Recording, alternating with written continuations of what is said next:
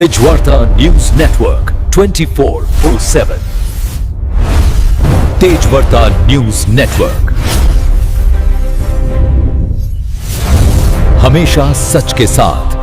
महाराष्ट्राच्या विधिमंडळामध्ये पहिल्यांदाच महाराष्ट्राच्या माननीय मुख्यमंत्र्यांनी मांडला हा अर्थसंकल्प मांडत असताना आमचे नेते दिवंगत आदरणीय दादांना हा 12वा अर्थसंकल्प त्यांनी समर्पित केला। आज दादा जर असते तर हा अर्थसंकल्प सुद्धा दादांनी मांडला असता। त्याची जाणीवपूर्वक आठवण ठेवून हा अर्थसंकल्प अजितदादा पवार साहेबांना समर्पित केल्याबद्दल महाराष्ट्र सरकारचं आणि आदरणीय मुख्यमंत्र्यांचं मी मनापासून आभार मानतो। खरं तर हा अर्थसंकल्प अगदी थोडक्यात सांगायचा झाला तर 4 सूत्रे जे आदरणीय मुख्यमंत्र्यांनी अर्थसंकल्पाच्या शेवटी सांगितले, तर शेवटी हा अर्थसंकल्प महाराष्ट्राच्या विकासाचा एक चौफेर चौकार या 4 सूत्रामुळे या ठिकाणी होणार आहे। आणि या देशात महाराष्ट्र आज सर्व क्षेत्रात आघाडीवर आहे आणि येणाऱ्या काळात सुद्धा वर्षानुवर्ष हा महाराष्ट्र देशात 1 नंबरला असेल आणि जगाचं लक्ष सुद्धा या महाराष्ट्रात सर्व क्षेत्रावर असेल असा हा अर्थसंकल्प दूरदृष्टी ही आदरणीय मुख्यमंत्री महोदयांनी आज अर्थसंकल्पाद्वारे महाराष्ट्राच्या मायबाप जनतेला, देशाला आणि जगाला महाराष्ट्राचं महत्त्व पटवून दिलेलं। मी या अर्थसंकल्पात आदरणीय मुख्यमंत्र्यांनी घोषणा केली की सप्टेंबर 2025 पर्यंत ज्या शेतकऱ्यांचं कर्ज थकीत आहे त्या सर्व शेतकऱ्यांना 2 लाख रुपयापर्यंतची कर्जमाफी। हा अशा परिस्थितीत हा आदरणीय मुख्यमंत्र्यांनी आणि महाराष्ट्र सरकारने घेतलेला निर्णय हा म्हणजे खऱ्या अर्थानं आज अडचणीत सापडलेल्या या राज्यातील शेतकऱ्यांना एक फार मोठा दिलासा। याच्यापेक्षा महत्वाची गोष्ट आज जी अर्थसंकल्पात शेतकऱ्यांच्या बाबतीत मला दिसून आली ती ही की 12 पिके जी अशी आहेत की ज्याचा भाव बाजारात ती पिकं आल्यानंतर खाली पडतात, त्या भावाच्या बाबतीत ती भाव खाली पडणार नाहीत तर ते भाव वाढलेले असतील अशी भावाची एक साखळी योजना या ठिकाणी आदरणीय मुख्यमंत्र्यांनी महाराष्ट्राच्या शेतकऱ्यांसाठी घोषित केली। शेतकऱ्यांसाठी अतिशय क्रांतिकारी हा अर्थसंकल्प या ठिकाणी राहिलेला।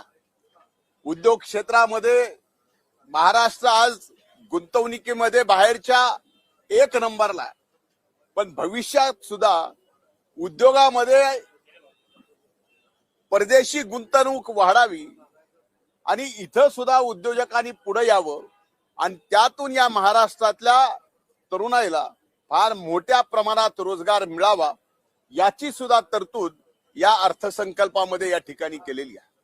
खऱ्या अर्थानं तरुणाईचा विचार, युवकांचा विचार, त्याचबरोबर स्किल डेव्हलपमेंट ज्याच्यातून ज्या स्किलला जगभरात मान्यता आहे, जगभरात आज त्याची मागणी आहे, ती स्किल या राज्यामध्ये आमच्या तरुणाईला शिकवणं आणि त्यांना रोजगार उपलब्ध करून देण्याचा संकल्प हा फार मोठा निर्णय अर्थसंकल्पामध्ये आज माननीय मुख्यमंत्र्यांनी या ठिकाणी मांडला।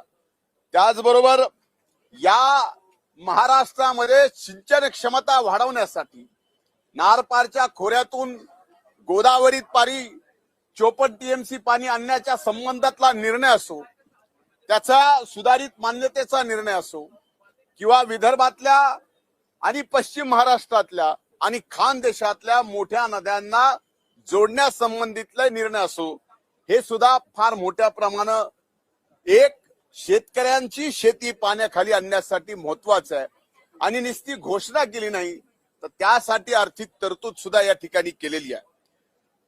या वर्षी संबंध महाराष्ट्र नाही तर देश क्रांतीबाई सावित्री फुले यांच्या 200वा आपण जयंती साजरी करणार आहोत. त्या निमित्तानं सुद्धा फार मोठ्या योजनाही घोषित केल्या आणि त्याचबरोबर स्मारकाचं फार मोठं काम सुद्धा हाती घेण्याचा निर्णय या ठिकाणी राज्य सरकारने घेतला.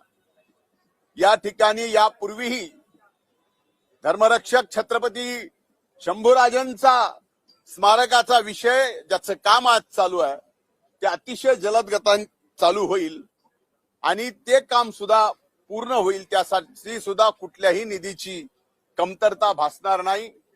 असे अनेक पर्यटनाच्या बाबतीत, पशुसंवर्धनाच्या बाबतीत, पर्यावरणाच्या बाबतीत आणि सगळ्यात महत्वाचं शहरी भागाच्या विकासासोबत ग्रामीण भागाचं सुद्धा या ठिकाणी ज्या पद्धतीनं या अर्थसंकल्पात विशेष लक्ष दिले गेलेलं आहे की ज्यामुळं आज 1000 लोकसंख्येच्या गाव हे मुख्य रस्त्याला सिमेंट कॉन्क्रीटच्या रस्त्याने जोडल्यानंतर स्वाभाविकच त्या गावातली आर्थिक परिस्थिती आणि तिथली उन्नती, त्या गावातला माल जो काही मोठ्या बाजारात जाण्यासाठी अडचण होती ती अडचण येणाऱ्या काळात दूर होईल आणि ग्रामीण भागाचा आणि त्या रस्त्याचा विकास यातून आपल्याला दिसणार नाही तर त्या गावाचा आणि त्या गावात राहणाऱ्या जनतेचा सुद्धा विकास येणाऱ्या काळात महाराष्ट्रात आपल्याला दिसेल आणि ग्रामीण भागाची सुद्धा या अर्थसंकल्पात येणाऱ्या ही ग्रामीण भागाचं सुद्धा फार मोठं योगदान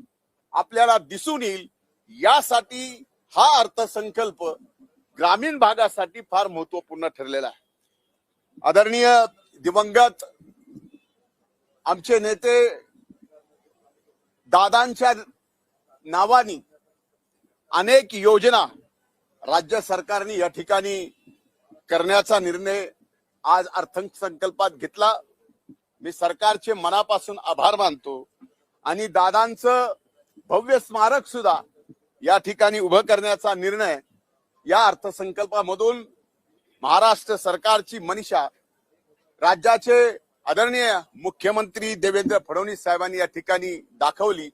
मी त्याबद्दल त्यांचे सगळ्यांचे आभार मानतो आणि खऱ्या अर्थानं 4 सूत्री अर्थसंकल्प येणाऱ्या 4 दशकापर्यंत या महाराष्ट्राला लक्षात राहील असा अर्थसंकल्प या ठिकाणी आदरणीय मुख्यमंत्र्यांनी मांडला.